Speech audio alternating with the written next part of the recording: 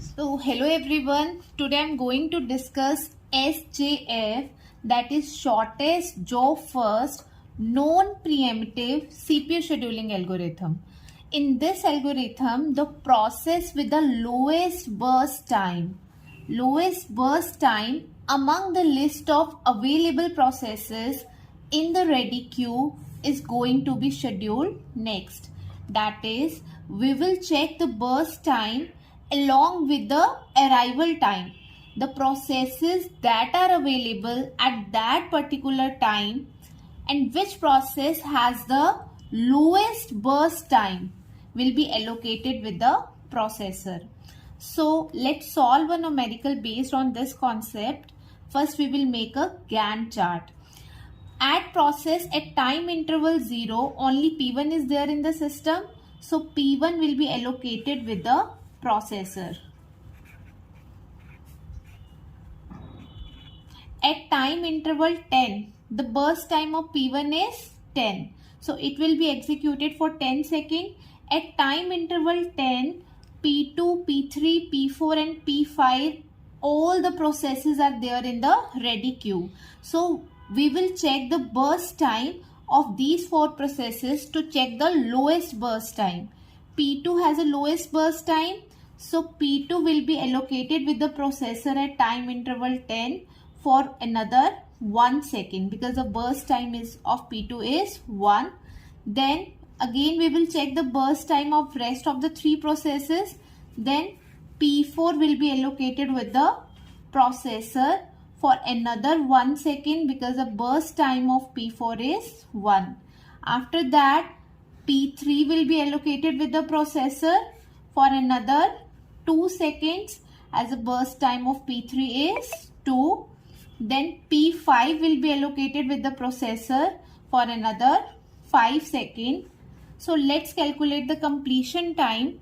The completion time of P1 is 10 because at time interval 10 the execution of P1 is completed.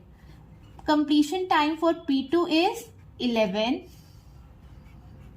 Completion time of P4 is 12. Completion time of P3 is 14 and completion time of P5 is 19. Now we will calculate the turnaround time. Turnaround time is the time for which a particular process is there in the system, and it can be calculated by subtracting the arrival time from the completion time.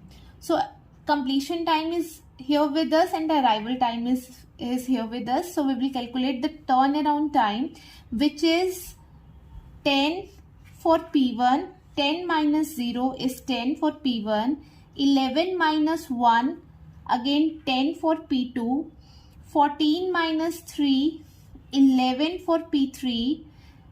12 minus 4, 8 for P4. And 19 minus 6, 13 for P5. Now we will calculate the waiting time. Waiting time is a time for which a particular process is waiting for the processor, and it can be calculated by subtracting the burst time from the turnaround time. So the turnaround time, we have already calculated the turnaround time. So the waiting time for P1 is 10 minus 10, that is 0. The waiting time for P2 is 10 minus 1, that is 9. The waiting time for P3 is 11 minus 2, 9. The waiting time for P4 is 8 minus 1, 7. And the waiting time for P5 is 13 minus 5, that is 8. Now we will calculate the average turnaround time, which will be 10 plus 10 plus 11 plus 8 plus 13 divided by 5, because the total number of processes are 5, and it will be 52 by 5, which is 10.4. Now let's calculate the average waiting time, which is 0 plus 9 plus 9 plus 7 plus 8 divided by the total number of processes, which are 5, and it is 33 by 5, that is 6.6. So in shortest job first algorithm, the average waiting time is reduced. The average waiting time is reduced because the process with a shorter burst time will be allocated with the processor first. Okay, thank you.